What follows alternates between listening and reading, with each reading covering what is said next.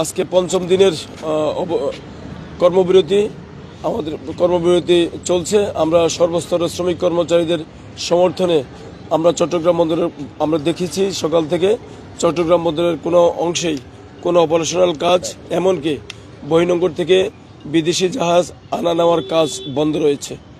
এই হচ্ছে আজকের এখনকার পরিস্থিতি। কর্তৃপক্ষ সরকার আমাদের সাথে এখনো পর্যন্ত কোনো আলোচনার প্রস্তাব আমাদের কাছে দেয়নি, ফলে আমরা আমাদের আন্দোলন অব্যাহত রাখছি।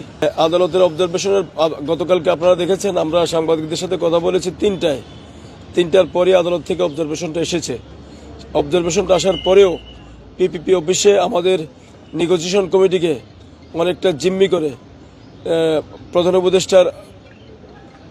প্রধান উপদেষ্টার বিদেশ বিষয়ক উপদেষ্টা জনাব লুৎফি সিদ্দিকী, রোহিঙ্গা বিষয়ক উপদেষ্টা খলিলুর রহমান, বিডার চেয়ারম্যান আশিকুর রহমান চৌধুরী, চট্টগ্রাম বন্দর কর্তৃপক্ষের চেয়ারম্যান SM মনিরুজ্জামান সহ প্রধান উপদেষ্টার মুখ্য সচিব সহ একটি উচ্চপদস্থ কর্মকর্তারা আমাদের নেগোসিয়েশন কমিটির উপরে চাপ প্রয়োগ করে তাদের কাছ থেকে রাত প্রায় 12:30টার মধ্যে তারা স্বাক্ষর গ্রহণ করে টানা তৃতীয়বার অর্জন করেছে দেশের সেরা সুপার ব্র্যান্ড স্বীকৃতি বসুন্ধরা টিস্যু, এবং সেই স্বাক্ষর গ্রহণ করে 12:30টায় মিনিটস তৈরি করে তারা পিপিপি অফিস থেকে বের হয়।